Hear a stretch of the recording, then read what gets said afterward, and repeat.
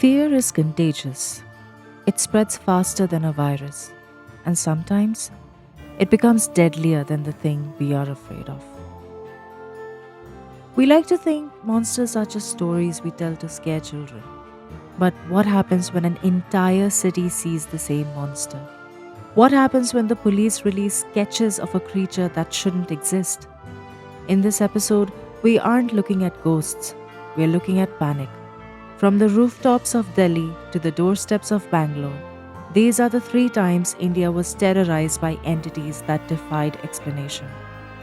Welcome to Vault 42 Unlocked.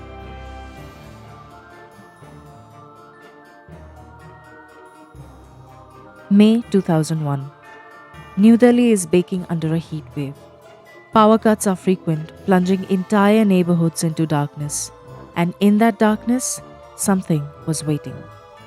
It started with a few bizarre phone calls to the police. People reported being attacked by a creature that looked like a monkey, but wasn't. Witnesses claimed it was 4 feet tall, covered in thick black hair with glowing red eyes, and terrifyingly metal claws. This wasn't a joke. The Kala Bandar or monkey man became a phenomenon. In East Delhi, mass hysteria took over. People stopped sleeping on their rooftops, a summer necessity out of fear. The panic was so intense that it turned fatal. 2 people died, not from the creature's claws, but from falling off buildings while trying to escape it. The police deployed thousands of officers. They even released a sketch, but the monkey man was never caught. Was it a government experiment? A mass hallucination brought on by the heat? Or was something actually stalking the capital? A year later, in the summer of 2002, the terror moved to the villages of Uttar Pradesh. But this time, the monster didn't have a face. Locals called it Muhnochwa, the face scratcher. Unlike the monkey man, this wasn't described as an animal. Villagers described a flying object, roughly the size of a soccer ball, emitting red and blue beams of light.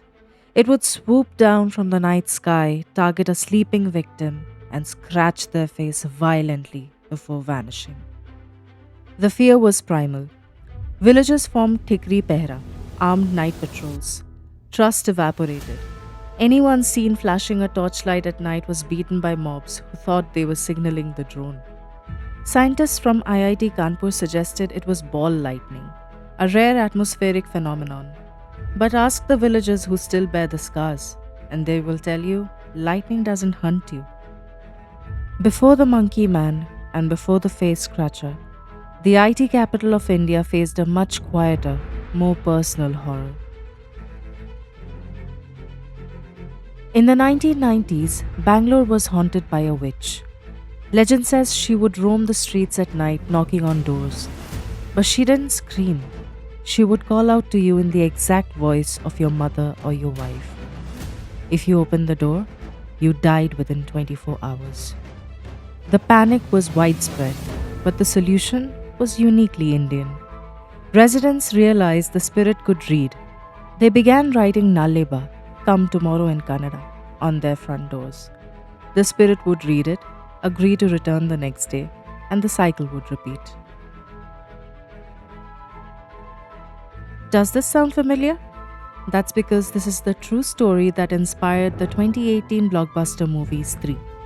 But unlike the film, there was no comedy in 1990s Bangalore, only fear.